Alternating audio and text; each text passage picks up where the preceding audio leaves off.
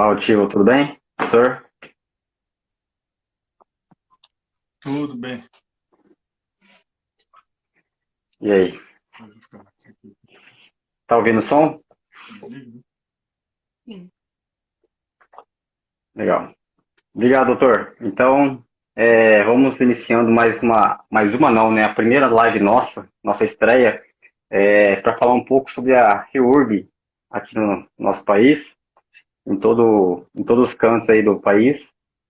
Então, a gente quer trocar ideia, trocar experiências com profissionais que atuam nessa área, e assim acabei convidando alguns profissionais que eu conheço, né, que têm uma certa experiência, bagagem para poder contribuir nessa live, e o Otil foi a primeira pessoa que eu pensei em convidar, e agradeço imensamente por ter aceitado esse convite, né.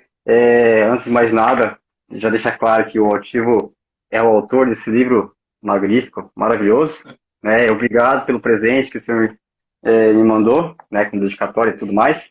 É, e, mais uma vez, obrigado, porque o senhor também contribui também, de deixar disponível um exemplar para dar de presente para quem estiver acompanhando a nossa live, certo? Ao final. Então, quem estiver Sim, acompanhando ele está concorrendo, né, esse livro, tá? Então, quem está acompanhando a nossa live, gostaria que se identificasse para falar um pouquinho de qual estado, qual cidade vocês estão participando, tá legal? Então, doutor Tio, te dou a palavra aí para você se apresentar, fale um pouquinho de você, o seu currículo, tá? Fica à vontade. boa noite, Márcio. Boa noite a todo mundo que está participando. É uma honra. Muito obrigado, viu, Márcio, pelo convite. Você é um batalhador nessa área, reconhecidamente. Todo mundo já conhece você no Brasil inteiro, então receber o convite seu é uma honra. Muito obrigado. E parabéns pela Isso. iniciativa. Está dando para ouvir bem? Sim, tá bem claro. Está dando para ouvir bem? Sim, estamos ouvindo bem. Tá bom.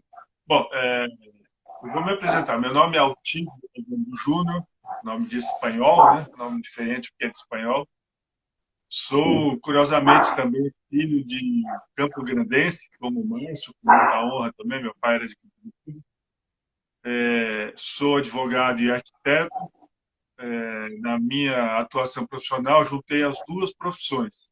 Então, eu trabalho com direito urbanístico e, mais especificamente, com regularização fundiária, que é a área que a gente gosta muito, né? Eu sou formado em arquitetura pela PUC de Campinas, aqui no estado de São Paulo, e em direito pela Unip, na cidade de São Paulo. Sou mestre pela Universidade de São Paulo em Ciências e Humanidades e estou terminando meu doutorado. Daqui a 15 dias, inclusive, a minha defesa de doutorado também na USP, também nessa área de Ciências e Humanidades, mas o foco é Uhum. na área de habitação popular. Fui professor universitário durante muitos anos e lecionei em muitas universidades e hoje trabalho apenas com o meu escritório de regularização fundiária. Em linhas gerais, é isso. Uhum. Legal. É interessante o senhor ter falado que o senhor é arquiteto e advogado, né? Porque são duas categorias que acabam se unindo, e agrega muito valor, né? Porque nessa área da REURB existem vários profissionais, né? São profissionais multidisciplinares, tanto na área de direito, como arquitetura, engenharia civil, ambiental, topografia, assistência social. Então, a REURB, na verdade, é um processo que exige vários profissionais com várias capacitações, né? Então, é interessante que o senhor tenha essas duas capacitações, né? Então, favorece muito para o senhor ter essa visão tanto na parte jurídica quanto a parte técnica, na campo, também na parte de projetos, né? Então, acho que é um casamento bem interessante de duas categorias profissionais, né? Então, Falando em doutor, casamento, sim, eu sou desculpa, cortou um pouquinho a fala.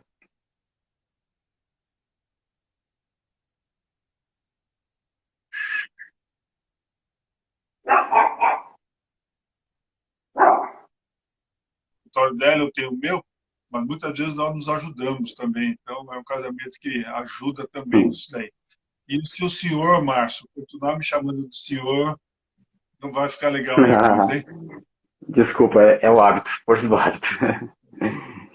Então, bom, o doutor Otivo eu conheci, né, a gente se conheceu porque a gente acabou sendo professor tutor do curso de regularização fundiária do governo federal, né, pelo Ministério do Desenvolvimento Regional, em parceria com a Terra Urbanizada. Então, ali a gente trocou muita informação, muitas experiências, aprendeu muito e conhecemos até um pouco da realidade do Brasil todo, né, porque tinha alunos de vários estados, e no final das contas, cada região tem sua particularidade, mas tem muita coisa em comum, né? Se for pensar, não tem tanta assim diversidade de situações, embora tem questões da Amazônia, questão de praia, né? Mas tem muita coisa em comum em várias regiões. Isso é interessante que, por ser uma lei federal, isso permite que nós profissionais tenham atuação tanto na região que a gente que mora, né? Assim como em outros estados, né?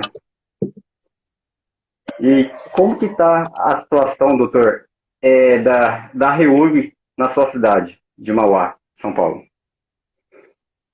Olha, a cidade de Mauá fica na Grande São Paulo, na região do ABC Paulista. É uma cidade industrial, uma cidade de operário, característica bem de cidade de operariado mesmo. Quando as montadoras de veículos se instalaram aqui na região do ABC, foi aí que a cidade de Mauá cresceu muito. Então, é uma cidade com características operárias. Eu sou da cidade de São Paulo, na verdade, né? Fiz minha vida sempre lá, mas moro em Mauá, minha esposa é daqui de Mauá, acabou se mudando, eu acabei me mudando para cá. É uma cidade de quase 500 mil habitantes, uma cidade grande, com muitos problemas habitacionais, muitas áreas de risco. É uma cidade cuja morfologia urbana é feita de morros. É uma cidade que não é plana, tem morro para todo lado, e as habitações populares acabaram se assentando nos morros. Então, isso acabou gerando muita área de risco, muitos problemas de declividade. Quando chove, é uma correria total na cidade, e Uhum. a metade da cidade é irregular. Eu fui secretário de habitação aqui em Mauá em 2 mandatos. Por 8 anos eu Certo. fui secretário de habitação. A gente atuou muito na área de regularização fundiária, mesmo antes da nova Lei 13.465. A Certo. gente trabalhava muito para regularizar e para colocar condições de boas condições de infraestrutura física. Então, além de documentação jurídica que a gente procurava regularizar, né, a gente cuidou muito, como eu era secretário de habitação, né, do Poder Executivo, tinha condições de ir atrás de recursos do governo federal para fazer, de fato, obras. E nós fizemos muitas obras aqui de infraestrutura urbana nessas áreas mais degradadas. Não só a regularização, como a melhoria habitacional também, ou a parte mais de infraestrutura? Não, a gente fazia infraestrutura urbana, Certo. fazia a regularização fundiária do lote e melhorias da cada casa, das casas, né? A gente conseguia a verba do governo federal para Sim. esses projetos de melhoria das habitações. Então, a Certo. própria Secretaria de Habitação fornecia arquitetos que faziam pequenos projetos e acompanhavam a execução dessas pequenas melhorias nas casas. Certo. Uma coisa que a gente sempre viu, e eu insisto sempre em falar, quando o poder Uhum. público age para regularizar o núcleo habitacional, as pessoas, né, os moradores, se sentem tão contentes e tão seguros de que não sairão mais dali, que eles também acabam, eles próprios, melhorando as suas casas. Então, melhoram as fachadas, melhoram os acabamentos, Com certeza. colocam telhado, colocam melhores janelas e portas. Então, a cidade vai ficando mais bonita também. É uma consequência de um processo de urbanização. Não se limita ali no trabalho do poder público, né? Isso estimula as pessoas a melhorarem suas moradias. Sim, é o impacto que a sensação de pertencimento causa nas famílias, não é verdade? Exatamente. Não é um simples Exatamente isso. papel. É. Não é Então, um simples realmente, papel. é, tecnicamente, a gente, se for olhar, parece que é só um simples papel que a gente entrega para a família. Mas, na verdade, embaixo de um simples Não é papel existe muito, muita não coisa, é né? muito, Muita história. Muita muita mais. história. segurança jurídica, tudo mais. O termo que você usou é adequadíssimo, é o pertencimento. Essas pessoas, especialmente uma cidade como Mauá, e tem muitas no Brasil que são assim, as pessoas acabaram comprando seus lotezinhos e fizeram normalmente as suas casas em autoconstrução, nos finais de Sim, semana, contando com os amigos, daquele negócio de encher laje no fim de semana e tal. Então, são casas que não foram fruto de um projeto de arquitetura, sim, não foram fruto de um projeto estrutural e foi sendo feito aos poucos. Começou com 2 cômodos, aí faz o terceiro, faz o quarto, aí faz uma laje, aí sobe, mas sempre com muito esforço familiar e sim, muita insegurança, porque nunca sim, se sabe o que vai acontecer. Então, a ideia do exato. pertencimento é fundamental quando vem uma documentação jurídica regularizando a área. Eles já têm aquilo enraizado dentro de si, porque estão ali há muitos anos para construir aquela casa, as crianças todas estudam ali perto, posto de saúde, a vizinhança, a família muito perto, mas a sensação de pertencimento só se concretiza quando vem o documento da regularização da casa. Aí a felicidade plena da família inteira. Exatamente. Até porque a revolução fundiária é o final, na é verdade. Então, eu até arrisco a dizer que uma família que recebe o documento da revolução fundiária, ela acaba ficando até mais feliz do que uma pessoa que ganha uma casa pronta, né? Porque quando ele ganha uma casa pronta, ele está no começo de um processo, né? Ele vai começar a pagar aquele imóvel, né? E muitas vezes acontece que ele ganhou aquela casa e nem até terminar de pagar esse imóvel já nem está mais morando na casa.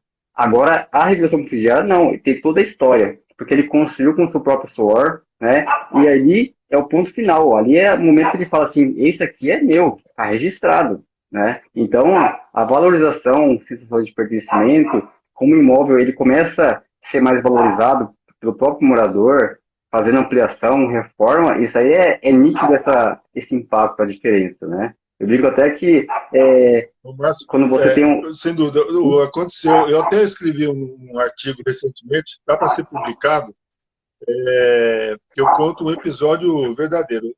Um assistente social que trabalha conosco, estava num núcleo habitacional fazendo trabalho Pode da fazer perguntas, tá, regularização, né, Daniel? de REURB.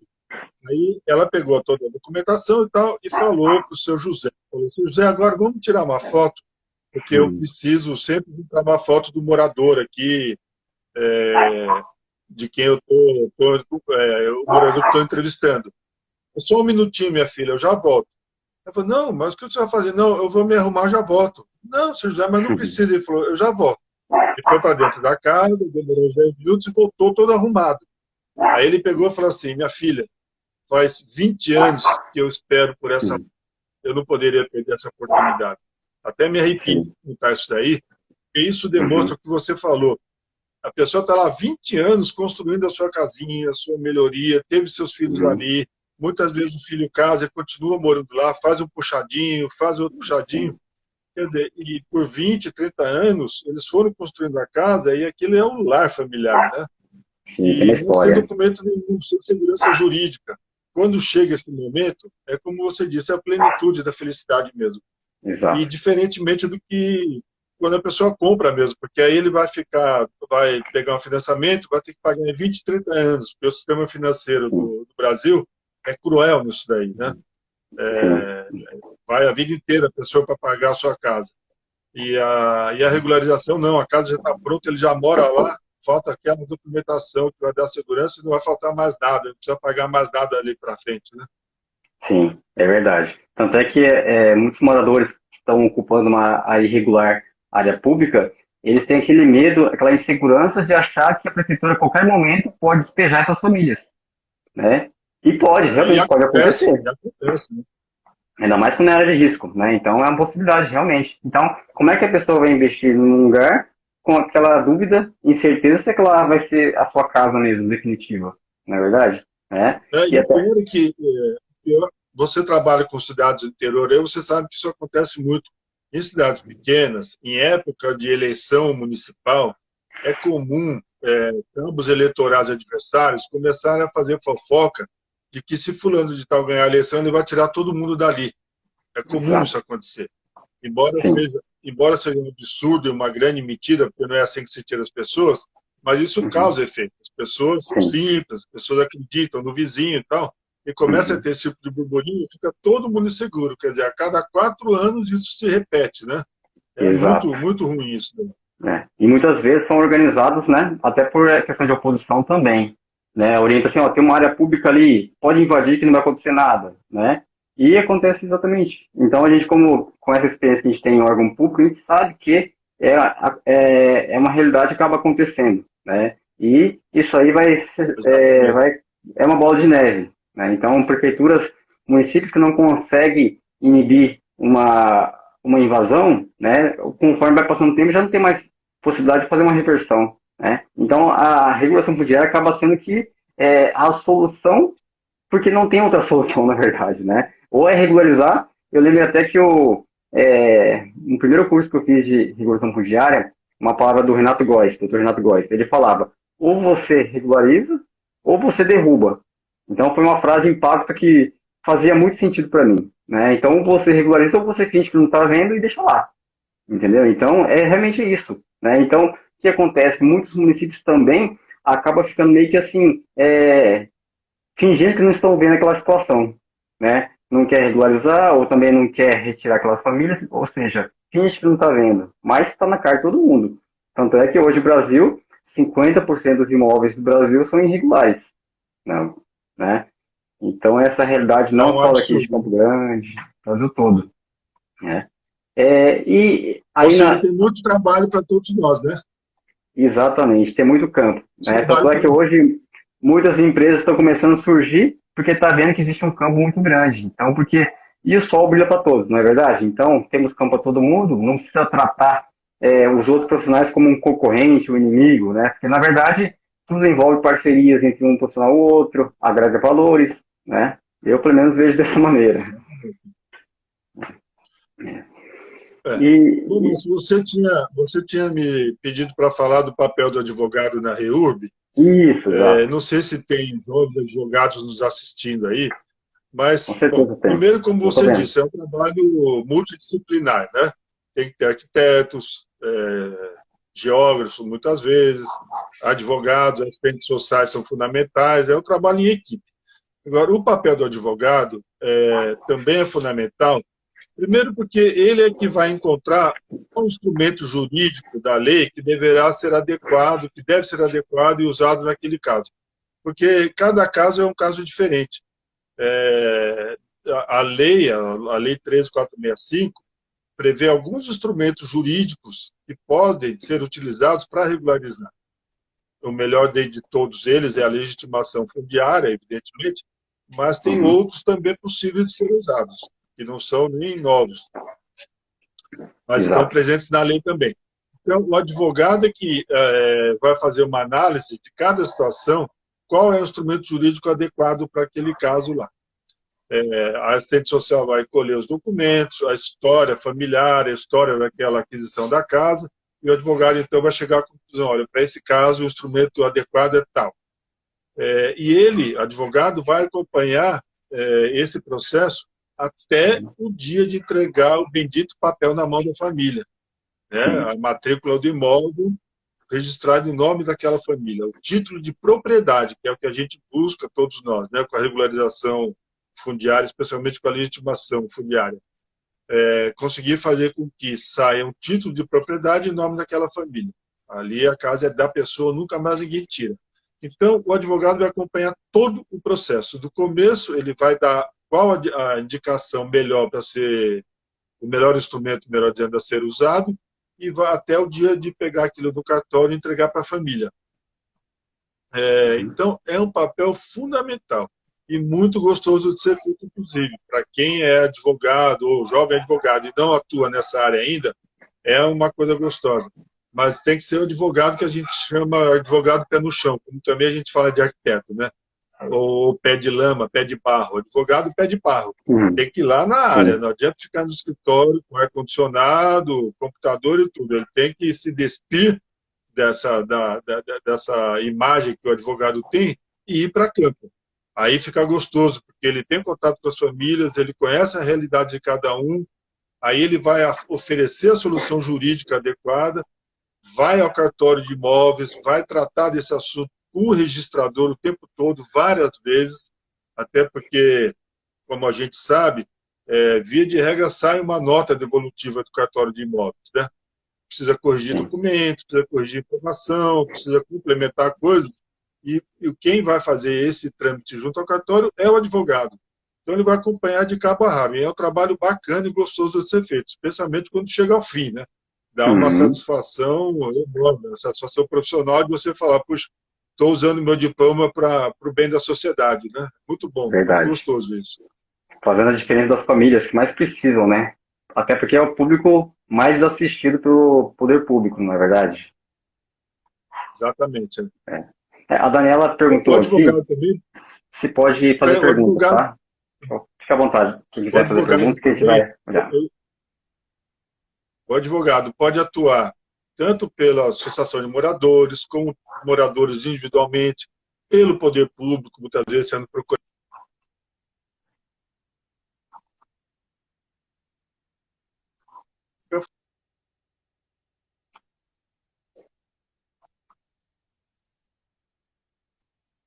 Pode fazer o trabalho ou o papel individual ou coletivo, como a gente sabe, ou então apenas de assessoria técnica também. Né? Ele pode nem estar à frente do trabalho, ele pode trabalhar como consultor ou como assessor técnico também. Sim. Então tem um campo vasto de atuação do advogado. Na verdade, até a questão da REURB é um campo vasto, né? Até porque, tanto quanto a área pública, você tem questão do loteamentos clandestinos, né, irregulares. Então, até pro o público, na verdade, pode ser o loteador, pode ser o morador, pode ser o órgão público, né? Então, na verdade, é um campo que tem várias frentes, né? Até questão de atuação, né? Exatamente.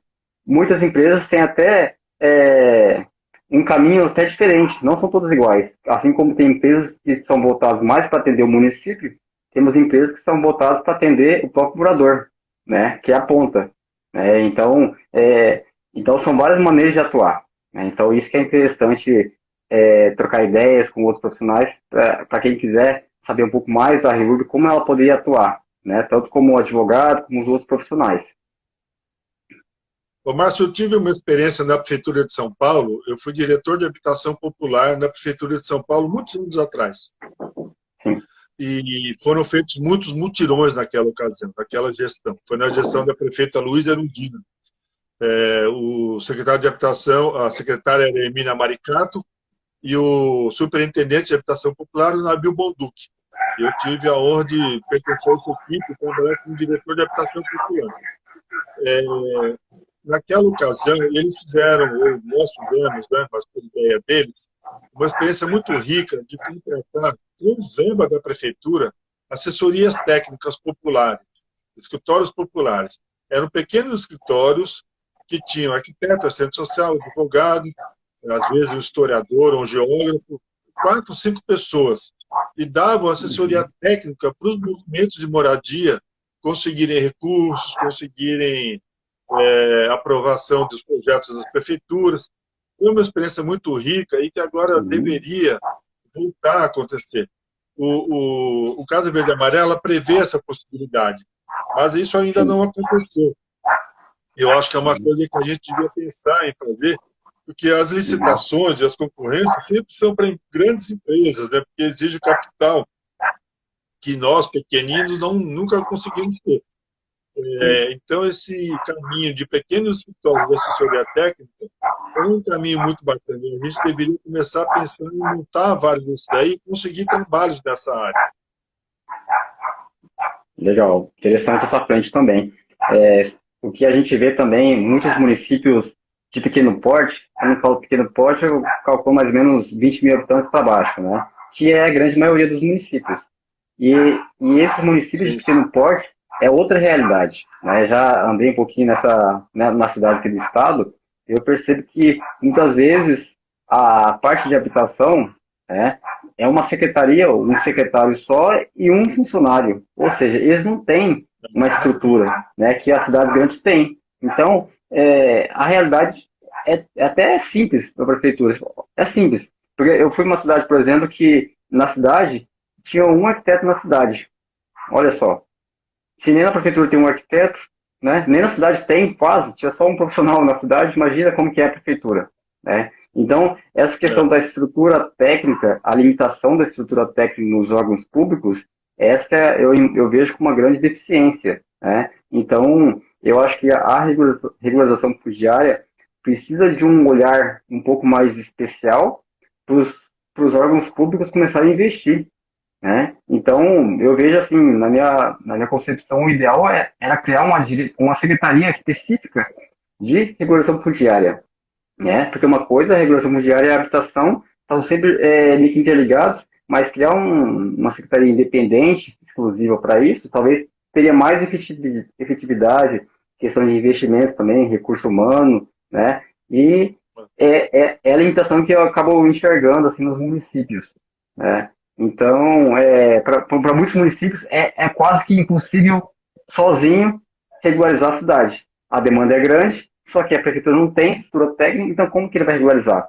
Ou seja, ou regulariza, tem duas maneiras, ou não regulariza fingindo que não tem área para regularizar, ou espera a boa vontade do Estado, verdade, para atender os municípios, ou contrata uma empresa para regularizar, né, um profissional. Então, eu não vejo outros caminhos, é muito simples, né? você falou do meu livro até, e você já viu o livro como que é, eu procurei fazer uma linguagem simples, que ele é dirigido exatamente Uhum, para esses pequenos municípios. uhum, É uma linguagem simples, não é um livro acadêmico de direito, justamente pensando nesses pequenos municípios terem o livrinho para servir como manual, um manualzinho prático. Tem até modelos ali que ajudam no processo de regularização fundiária, né? Eu coloquei, eu acho que tem sim. 12 modelinhos ali de ofício, de requerimento, justamente para esses pequenos municípios poderem fazer com mais liberdade esse trabalho. E o ideal é que eles contratem mesmo escritórios pequenos como os nossos, assim, para a gente trabalhar com Exato. assessoria e etc. O livro tem 13 modelos, tá? Estou vendo aqui, né? Então, realmente, já li esse livro várias vezes. Para quem está começando com a regulação fundiária, é um livro que recomendo mesmo, não só porque o Otivo está aqui, né? Mas só porque ele realmente não é o linguajar de advogado, não é um linguajar jurídico, é um linguajar mais simples, para fácil compreensão. Até porque se for para É querer isso. o linguajar mais jurídico, é só procurar a lei federal na internet e ler, não é verdade? Então tem que ser Exatamente. uma coisa mais Tem até lei prática, com objetiva. comentários, né, com interpretação. Então, Exato. Então tem modelos prontos aqui, material tudo pronto. É só questão de adequar com a sua cidade, com a sua prefeitura, né? Então tá muito fácil, né? Para exato. quem está começando, tá tudo mastigado aqui nesse livro, né? Então e o doutor vai disponibilizar, né? Vai escolher uma pessoa que está acompanhando a nossa live Vamos aí, sortear, tá? Presentear. vamos Não, sortear um livro desse aqui. exato, perfeito, tá? E outra coisa, doutor, na Aí sua eu cidade, mando com dedicatório com o endereço da pessoa. legal, muito bom. Na sua cidade, né, as áreas irregulares, né? Vou voltar um pouquinho nesse assunto. Qual que é o histórico das irregularidades? É invasão? São loteamentos que foram clandestinos? Como que surgiu a A maior irregularidade? parte são loteamentos, são os chamados que chamavam antes de clandestino, né? Até que alguém Sim. falou, pô, mas clandestino não é porque todo mundo vê, né? Clandestino eles não são. Bairro Fantasma também, E né? aí passou-se a usar o termo de loteamento irregular. Mas a maior parte são loteamentos irregulares mesmo. Pessoas que se apoderavam de grandes glebas, que muitas vezes eles nem eram os donos, e Uhum. faziam parcelamento, vendiam. Aqui na Grande São Paulo, aconteceu uma coisa muito curiosa até, quer dizer, totalmente absurda, mas curiosa. A Grande São Paulo é servida por linhas férreas, né? Linhas que vão para a periferia, linhas de trem. E Aham. esses loteadores, não só aqui em Mauá, mas na maioria das cidades da Grande São Paulo, eles colocavam uma perua Kombi na porta da estação de trem e ofereciam lotes baratíssimos. E para quem comprasse, ele dava 1 milheiro de tijolos e algumas telhas para começar a obra, saco de cimento, um pouco de Uhum. areia e pedra para começar a obra logo. Sim. Eles levavam a pessoa no loteamento, davam mesmo de presente esse material para a pessoa começar a construir logo. Então, as pessoas que eram operárias, começando a trabalhar, para elas era a solução habitacional. Comprava o loteamento para pagar parcelas pequenas e já podia começar a morar e fugir do aluguel. Com isso, esses loteadores valorizavam aqueles loteamentos, porque eles já falavam assim, olha, já tem moradias construídas. E eles faziam aquela estratégia de começar o loteamento pela área mais longínqua do centro. Então, essas primeiras pessoas construíram suas casinhas lá no fundo do loteamento. E aí, os loteadores estimulavam as pessoas a cobrar da prefeitura que chegasse linha de ônibus até lá, que te colocasse um posto de saúde, uma escola. Eles mesmos colocavam as pessoas, davam transporte para as pessoas irem para a prefeitura. Aí, a prefeitura colocava a linha de ônibus, aí o loteador falava, segunda fase do loteamento, já com o transporte público na porta, e valorizava o terreno. Mas, enfim, então, a maior parte da cidade de Mauá foi feita dessa forma, com loteamentos irregulares mesmo. Entendi. Invasão também tem muito ou não? De áreas Tem públicas? invasão também, mas não Não é é mais. o principal. O principal são os loteamentos mesmo. Eu Legal. diria Tá. que todas as moradias irregulares, eu diria que 90% é originária de loteamento. Legal. Doutor, eu vou ler uma pergunta aqui de um participante, tá? Da Daniela Zevedo Igualvez, tá? Na questão das edificações já existentes, como fazer para que todas sejam regularizadas no processo de REURB, já que estão em casos específicos, que não são todas as edificações que serão regularizadas no processo de REURB? Deixa eu entender aqui a pergunta. De edificação, ela fala isso? Na questão das edificações já existentes, como fazer para que todas sejam regularizadas no processo de REURB, já que são em casos específicos que serão regularizados no processo de REURB. Acho que eu preciso até um pouco mais de informação, né, para responder essa pergunta. Provavelmente é uma empresa, a Daniela, acho que é de uma empresa, né, para tentar regularizar um loteamento. É isso, Daniela? A sua pergunta é de uma área particular que você quer regularizar e você está com dificuldade de adesão dos moradores? Alguma coisa assim? Sei. Vamos ver aqui. Bom, se alguém mais quiser fazer perguntas, fica à vontade. A gente vai tentar responder aqui. Deixa eu ver se tem mais perguntas aqui.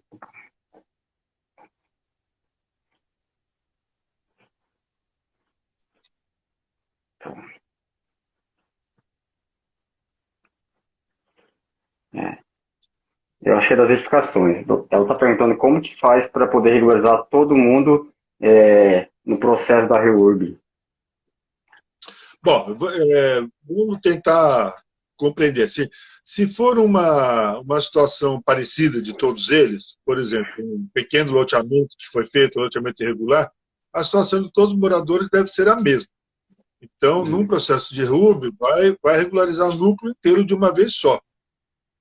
Isso vai ter que ser aprovado na prefeitura, como a gente sabe, é um projeto de regularização fundiária aprovado na prefeitura, a coleta de toda a documentação, a orientação jurídica, a escolha do instrumento adequado, e depois de tudo isso pronto, levar ao cartório.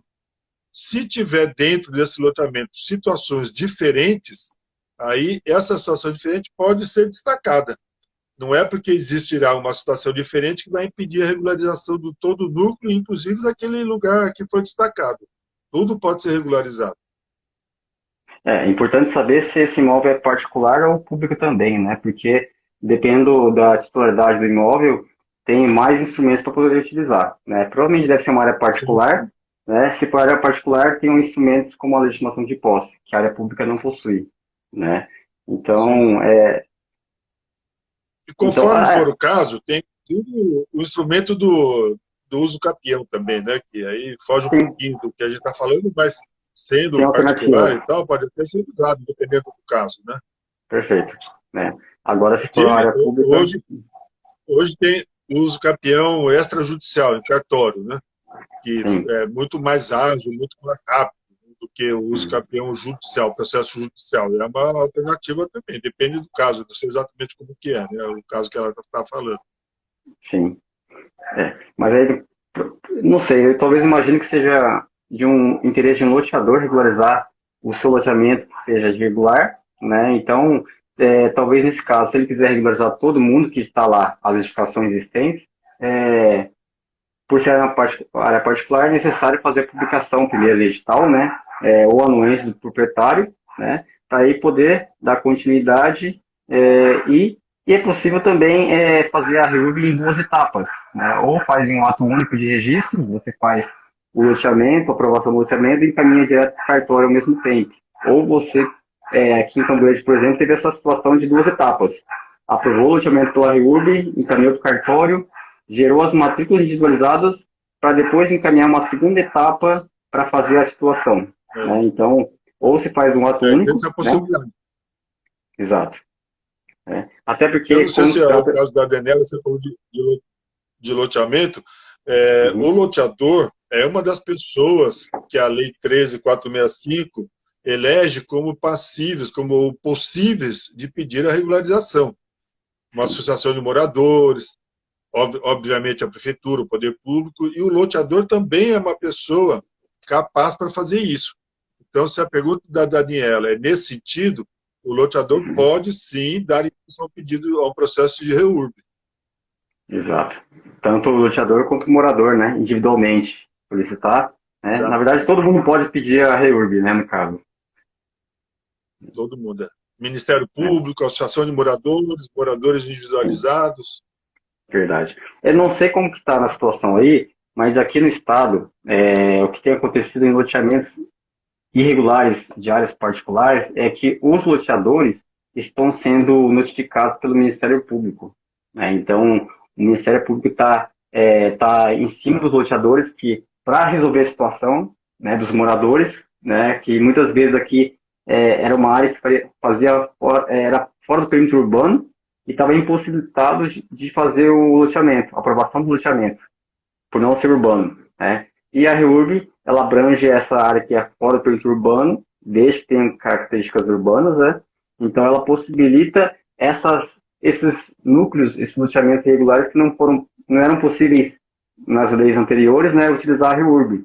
Então, e o Ministério Público está hoje, aqui no estado, tá muito em cima dos loteadores para efetivar a regulação fundiária dos moradores. Né? E isso é bastante importante, interessante que sejam pressionados, porque hoje tem instrumentos para poder regularizar, né? E é responsabilidade do loteador entregar, né, a regularização plena para o morador.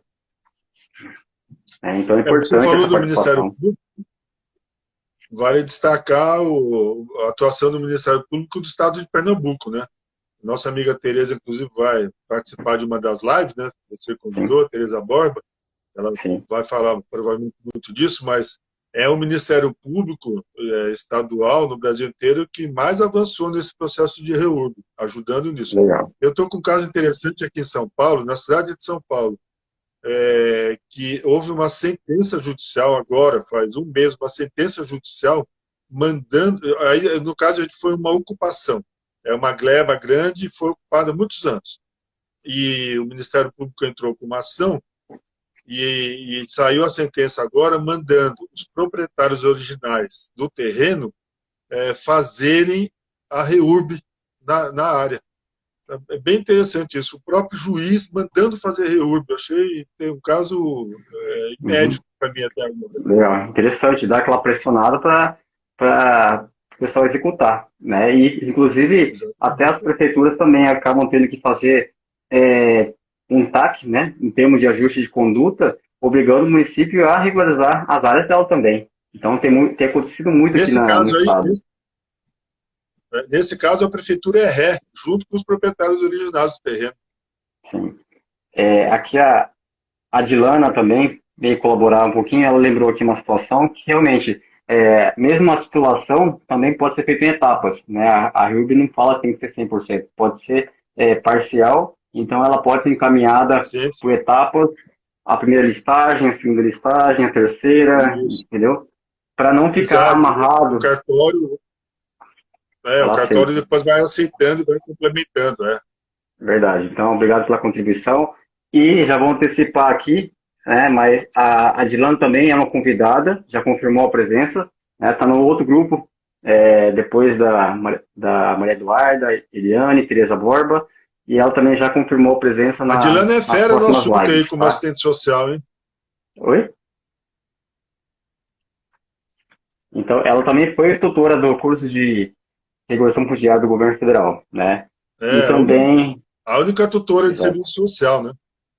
Exato. Então, ela vai trazer um pouquinho dessa parte de assistência social, parte de cadastro social, que, na verdade, eu vejo como um grande gargalo, né? Então, pela minha experiência na prefeitura, o setor que ficava mais concentrado, né, de questão de demanda, era a parte de cadastro social, né? Então, porque os setores É como difícil, viu? é complicado, não é simples. Então, a parte mais é, exaustiva talvez seja a parte de cadastro social, né? Esse papel que ela. E, é, É, e se ele não for bem feito, é o que vai barrar no cartório. exatamente. Então, é a peça crucial do processo, é a parte da assistência social que faz esse trabalho de cadastro, né? Então, é bastante importante, por isso que eu convidei ela, com esse know-how grande que ela tem, né? Então, tanto é que na prefeitura eu olhava assim, os setores, né, na época que eu estava como diretor, existiam três divisões: divisão de topografia, né, divisão de projetos e de cadastro social. E são três divisões que eu vejo que são ritmos diferentes. Né? Eu vejo que eu até brinco falando que é como se fosse uma corrida de bicicleta, de carro e de moto. Né? Então são corridas que são setores que andam em ritmos totalmente diferentes. E a maior dificuldade do gestor, né, para mim também como diretor na época, era exatamente equalizar as três divisões para fazer um fluxo, né, a máquina começar a fluir de um modo automático. Então, essa minha grande dificuldade era porque a parte de assistência social, cadastro social, era a parte que exigia muito tempo, né? Muitas pessoas também. Então, era a parte que era o nosso gargalo. Né? Por exemplo, topografia. Topografia, você consegue em uma semana fazer um levantamento georreferenciado de 300 famílias, 400 famílias. Né? O cadastro social não faz em 2, 3 dias esse cadastro. Né? Depende muito da quantidade. Então, muitas vezes, a prefeitura tem que mobilizar, fazer mutirão para toda a secretaria para ajudar ao suporte nesse cadastro social. Né? Que é o grande gargalo do É, o processo. ideal, o ideal, o ideal é que a prefeitura contrate esse serviço, Sim, contrate uma empresa de fora. terceirizar. Porque a prefeitura supervisionando, claro, né? A assistente social da prefeitura supervisiona o trabalho, mas quem vai a campo é uma empresa contratada, porque é um trabalho muito difícil, demanda muita experiência, porque as pessoas têm documentação totalmente diferente uma da outra, e o Sim, assistente social que está em campo tem que saber eleger o documento que vai pegar, porque muita gente critica os cartórios de imóveis, né, que eles são chatos, são criteriosos, e eu, no meu livro, inclusive, eu defendo os cartórios. O eu também. cartório pode ser rigoroso demais, mas é para a proteção da própria família, inclusive da cidade como um todo, da sociedade. Então, o que acontece? A assistente social que não for criteriosa na coleta da documentação vai gerar um problema lá na frente e o cartório vai barrar e vai ter que voltar para trás os pontos. Então, a assistente social de campo tem que ter experiência na eleição de documento que vale e o que não vale. Não é simplesmente chegar e falar, dá os documentos só porque depois não vai para frente a coisa. Então, é um trabalho difícil de ser feito, muitas vezes complicado, porque depende até de uma liderança do bairro, Verdade. convencer a comunidade a aceitar a visita da assistente social, envolver a comunidade para eles saberem do que se trata, porque muita gente fica ressabiada, né? Já dei documento várias vezes, vou entregar de novo e tal. Então é um trabalho que demanda muito esforço. E o ideal é sempre contratar mesmo uma equipe de fora para fazer isso. As Verdade. prefeituras que quiserem fazer, eu sugiro esse caminho sempre. Viu? Exige muito material humano, né? Muitas pessoas envolvidas para poder Exatamente. efetivar. Senão, demora Aí, muito o aí não é processo. computador, não. Exato. Não é É a computador campo. aí Exatamente. saliva, simpatia, empatia. Empatia, exatamente. Então é uma responsabilidade muito grande essa parte de cada social, né? É fundamental. E a nossa convidada com certeza vai dar um foco nesse assunto, né, que é tão importante na parte de cada social, né, contar as experiências dela também, tá? Então, doutor, quer falar um pouquinho do seu livro? Como que a pessoa pode procurar o interessado no livro? Onde que busca? Passa o seu Instagram também. Olha, o livro ele foi feito pela editora Del Rey, aqui embaixo está espelhado, mas a editora Del Rey, que é de Belo Horizonte, é uma editora conhecida, até publica os livros do Edésio Fernandes, que é da área de direito urbanístico.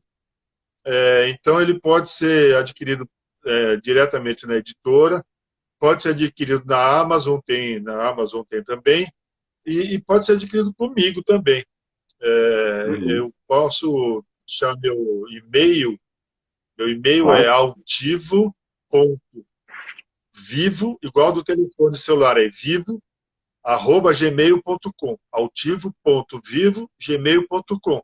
Pode mandar um e-mail para mim e aí pode adquirir através comigo mesmo, aí eu mando pelo correio e sai um precinho barato e tal, não é caro, e mando com dedicatório, inclusive. Legal. Pode ser pelo Instagram também, né? Entrar em contato pelo Insta, no direct. Pode ser pelo Instagram, pelo Facebook, Legal. pode ser por todos os meios, sim. Tá certo. Bom, o senhor quer dar as suas considerações finais para a gente começar a encerrar nossa transmissão? Fique à Tá vontade. bom. Bom, mais uma vez quero agradecer, Márcio, a sua iniciativa e dar parabéns a você pela iniciativa e pelo trabalho feito, viu? Agradecer a todos os participantes, me colocar à disposição. Nós que trabalhamos com regularização fundiária, somos todos muito abertos. Então, quem tiver dúvida, quem tiver questionamento, quiser falar alguma coisa, pode mandar e-mail, pode entrar em contato conosco, e não tem problema nenhum, na medida do possível e do nosso conhecimento, a gente ajuda e vai respondendo. Então, muito Legal. obrigado a todos. Espero que vocês assistam às próximas lives aí que o Márcio está organizando, porque vale a pena. E sucesso a todos nesse trabalho que é muito interessante, muito gostoso de ser feito. Um grande abraço a todos e a vocês pessoalmente, Márcio. Muito obrigado, viu? Doutor, estou esquecendo de uma coisa, né? O presente do livro. Para quem que vamos. Para quem que a gente vai entregar? Isso. Como é que a gente vai fazer o sorteio, Como que gente? você faz? Não sei. Bom, Espera, deixa eu ver aqui. Deu Guilherme, vamos fazer o sorteio aí. aqui eu conheço a maioria aqui. Acho Márcio, melhor tem que ser o você senhor. tem aí. Ah, Eu estou vendo oi? que tem 21 pessoas, é isso? Isso. Você tem a lista de todas elas aí, assim, para você aparece o nome de todo mundo aí numa sequência, não? Oi? Para você aparece o nome de todo mundo numa sequência? Sim. Quer escolher o Então eu número, posso falar então? um número aqui, você vê. Eu falo o número e você vê quem que é essa pessoa, pode ser? Perfeito. Então tá. Vai lá. A 16ª pessoa, 16. 16. Tá bom. 1, 2, 3, 4, 5, 6, 7, 8, 9, 13, 14, 15, 16. Sandra Montes. Sandra Então a Montes. Sandra ganhou o livro. Ô Sandra, você pode mandar o seu endereço para mim, por gentileza? Eu vou repetir meu e-mail, altivo.vivo@gmail.com. Manda seu endereço completo e eu vou te mandar o livro com uma dedicatória. Parabéns aí, parabéns. Espero que você goste do livro. Parabéns, Sandra. Você vai gostar, tenho certeza. Bom, quer falar mais uma coisa para finalizar? Não, não, é isso mesmo. Muito obrigado a todos e boa sorte. Tá certo, então tá. Pessoal que acompanhou a gente nessa live, muito obrigado pela participação. A próxima live aqui vai ser com a Maria Eduarda e Eliana, que são da empresa Urbanize, né? Então vai ser no dia 22 de fevereiro, tá? No mesmo horário. Então fique atento aí que eu vou colocar no Instagram, né? A chamada da live também. São profissionais, são duas empreendedoras Desculpa, a data é 8 de março. A gente mudou a data, elas pediram para mudar a data para o dia 8 de março, porque é o Dia da Mulher, né? Então, em especial, as duas empreendedoras, tá? A próxima live vai ser no dia 8 de março, no Dia da Mulher, tá certo? Tá? Então, mais uma vez, obrigado a todo mundo que participou, né? Quem tiver alguma dúvida, quiser acompanhar a gente, Doutor Ativo também, tá o Instagram dele aqui, né? Tá o meu Só, Instagram, então, sim, Márcio, sim, só desculpa, o meu Instagram é Altivo Ovando JR, Altivo Ovando JR, underline ADV, de advogado. Altivo Ovando com 2 Os aí, Altivo Ovando, tudo junto, JR, underline peraí, ADV. peraí, vou colocar aqui, aqui. Eu coloquei nos comentários aqui, certo? Tá, joia? Ótimo. Tá Obrigado, certo, viu? então? Grande abraço a todos aí, assistam as próximas lives. Obrigado, pessoal, pela participação. Até mais. Boa noite. Tchau, tchau, obrigado.